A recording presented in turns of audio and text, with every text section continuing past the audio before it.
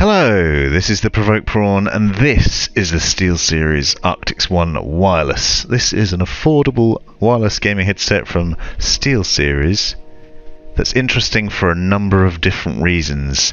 The first of which is the connectivity options.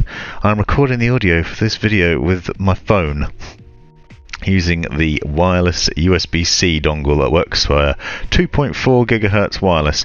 That dongle also plugs into your PC, Nintendo Switch, and even PlayStation via an accompanying cable that you can use to put it in and adapt it to a standard USB connection. It also works up to 30 feet and delivers lag-free, latency-free problems. Actually really good quality design. That is one of the main highlights. It also has a 3.5mm jack for other connections, so there's a wealth of connectivity options, and that in itself is a highlight. You can also see the microphone quality is fairly decent. You also get that classic SteelSeries Arctis look. It's got the same sort of design, a similar design to the other Arctis headsets. There are some differences though. You will note, for example, the headband no longer has that ski goggle strap on it. Instead it has this steel band, which they say is stronger but actually feels a bit cheaper, and plastic top and padded underneath, and it's extendable and retractable obviously, so it's a bit easier to fit on the head perhaps. It is also very comfortable considering, and it has a nice bit of flex to the ear cups so that you can get them to bend and turn the way you want them to. It has the same sort of airweave cushions as on other SteelSeries headsets, and those are removable, so you could maybe swap them out for other ones like the faux leather versions that are available, recently shown off on the SteelSeries Arctis Pro Wireless. It also has the same 40mm drivers as the other headsets in the Arctis range, similar to the Arctis 7 for example, and therefore is capable of delivering some really good audio both in game and out of it.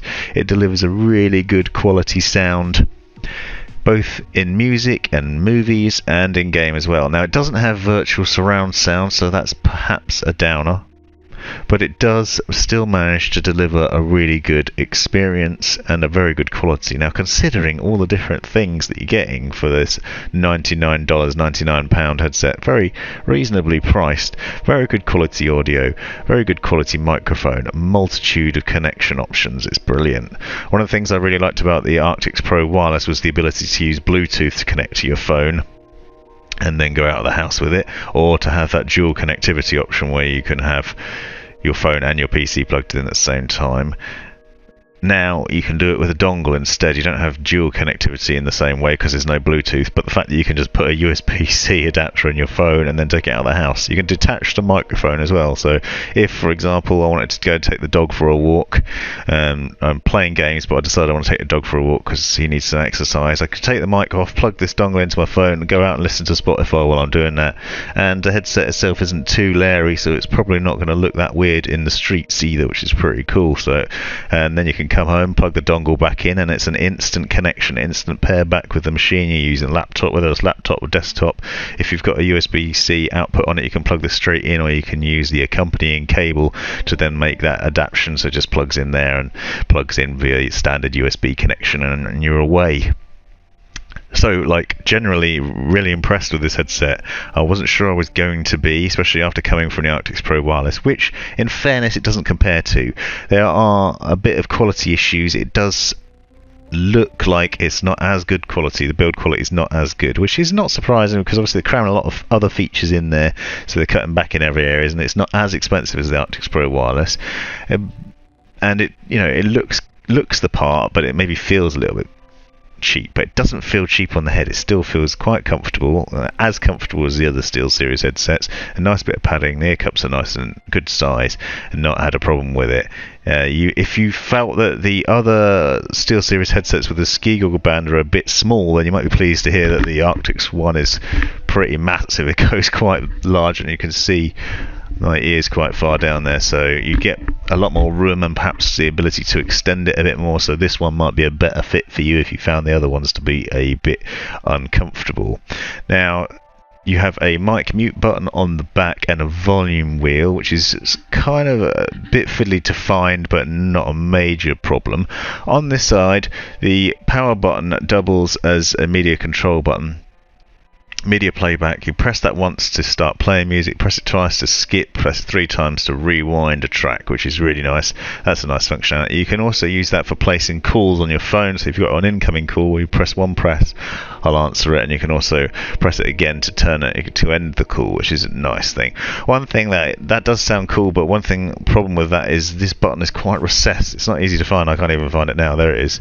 It's quite a fiddle to find, so it's not like it sticks out from the headset and it's easy to get, so then you can then press it when you need and want to. So that could be a downside and maybe a little negative against that. So kind of like they put a clever design in it, but then they made it a bit difficult to find. So, but it's not necessarily something you're going to be using regularly anyway. Generally speaking, all in all, this is a fantastic headset, especially for the money and the amount of connectivity options.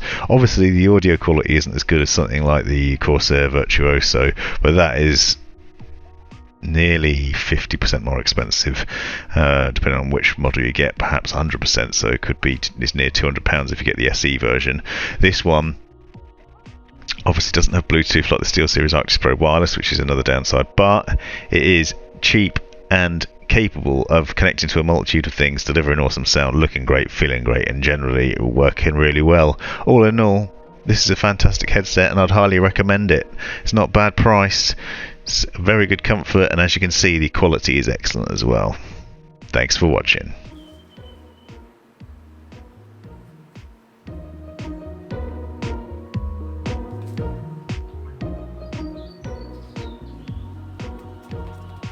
This has been the Provoked Prawn. Hope you found this video useful, interesting, or hilarious. Be sure to subscribe and check out these other videos, as well as taking a look in the description for links and other information you might find useful. Let me know in the comments if you have any questions or anything you'd like to see extra about this, and have a great life.